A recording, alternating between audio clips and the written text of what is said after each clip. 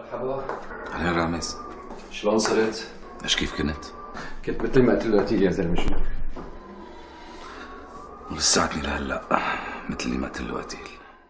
طيب قوم احمل حالك وتعال عندي عزمك على الغداء. الله يخليك يا رامز، ماني قدران، تعبان وبدي نام. طيب بنعمل العزيمه على العشاء. لك عشاء شو انت الثاني؟ خلص اتركني الله يخليك.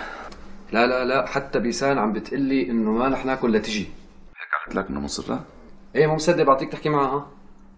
لا ما في داعي خلص. طيب ماشي، يلا مع السلامه.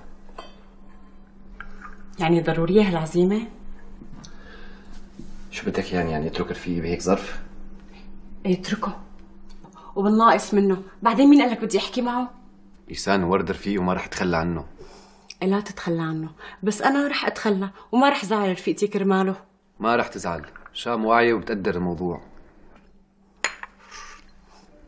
بعدين صحيح هيك حاضرين لسفرة مرتبة، اكيد بيكون المسكين ما عم ياكل. يا حرام.